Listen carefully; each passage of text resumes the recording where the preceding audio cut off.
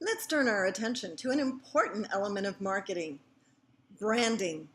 So why would we care about creating strong brands?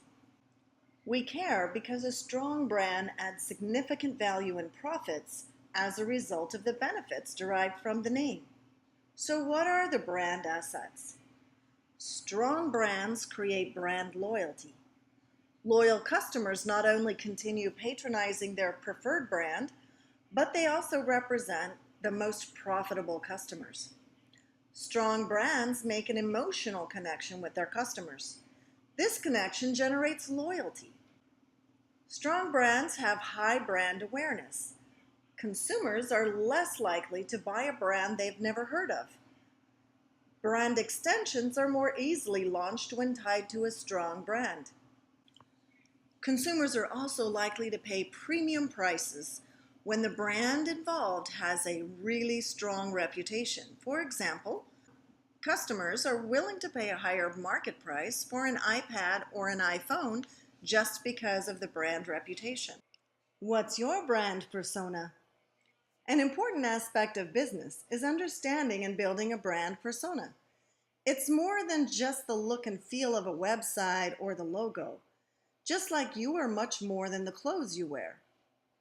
Consider the personal to be more of the overall personality of the company, what the brand represents. While you may notice a person wearing a certain style of clothing, such as a logo or visuals or online stylization, you get a better sense of who they are by talking with them and understanding their value system, such as like their customer service, their company values, the mission. Think about your own company's brand persona and what might drive your customers to buy from your company instead of a competitor. Getting past the basics such as location, price, accessibility, and really take a look at what your company is all about. What's its personality, its values? As Simon Sinek shares in his TED Talk about how great leaders inspire action, they buy into the reasons that your company exists. Profit is a result of your business decisions and actions, so it's critical to have a real purpose before you can really acquire profit. The brand persona may include such key drivers as a mission and a promise that provides a value-oriented blueprint for building your company's brand. Here's some examples of brand promises.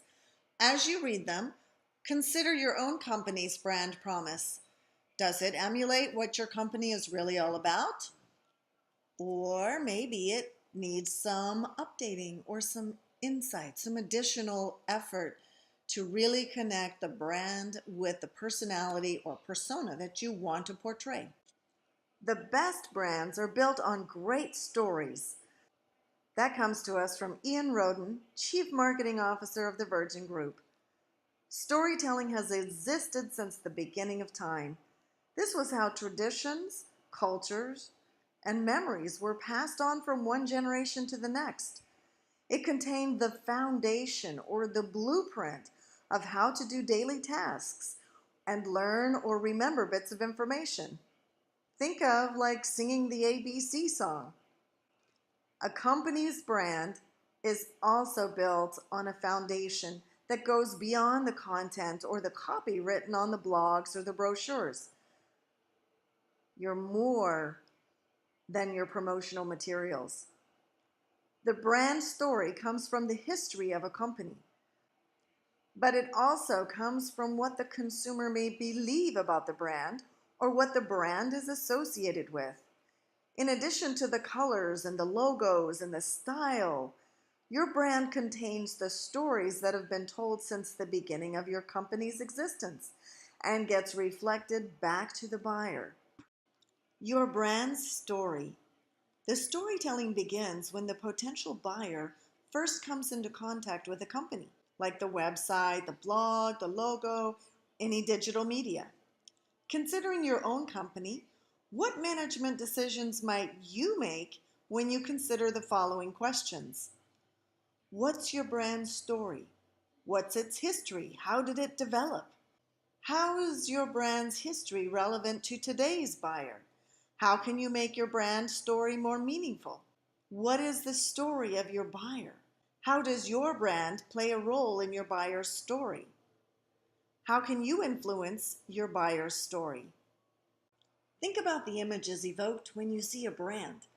Each brand may have multiple images with one or two main ones. Going back to our topic of marketing research, one of the purposes of that research is to identify and develop the powerful images that buyers associate with a brand. This provides the company with information to guide brand communication by helping to uncover the feelings and images associated with the brand. Good brand images are carefully crafted and unique. They are reinforced with appropriate communication, including packaging, customer service, promotions, etc. Consider your own company's brand image. What keyword or images come up for you and your buyers when they see your brand? Is there a strong, consistent theme indicating a strong brand image? In the marketplace today, there are more buyer demands than ever, which may be fueled by cultural and demographic shifts occurring. This may also impact the loyalty levels to a brand. Consider brands like Sears, Kodak, BlackBerry, Blockbuster that once were really quite common. Are they still household names? Or are other innovating companies striving to take their place? What about your buyers in your industry? Are they loyal to your brand or loyal to the trending brand? What keeps fans loyal to their sports team, even when the team is not performing well? Understanding that kind of loyalty will serve a company well to continue to develop and maintain loyalty to their own brand. Consider what keeps you loyal to the brands you yourself shop. Companies who are actively focused on solving buyer needs find more loyalty. Buyers may tend to gravitate toward the buying experience that creatively engages them and are likely to generate longer-term brand loyalty. The customer journey. How does the customer ultimately find the product they purchase? From one perspective, a purchase funnel views the process from the company's lens. More recently is the concept of the customer journey, an evolution of the purchase funnel, which serves to understand the purchase process from the buyer's point of view.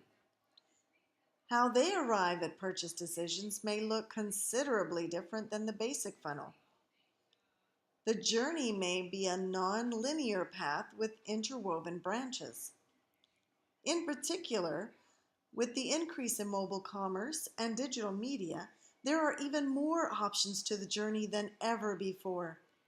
Savvy companies today understand the importance of providing a consistent brand experience across all the channels, especially the mobile channels.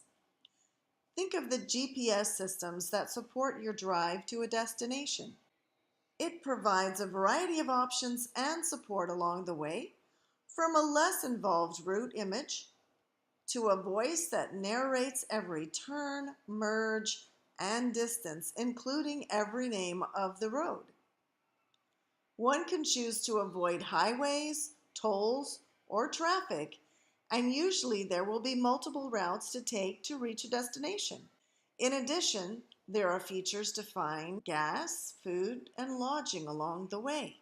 Recognizing that your customer's journey is similar to this and all of these different options, now consider all the potential routes a buyer may take to arrive at a product purchase. Will they begin with an ad in the local media? Will they begin to learn about your product from reading a blog post? Or discover your solution from searching for an app in the App Store? Perhaps they will conduct a live chat with customer service or scan through sites like Kickstarter.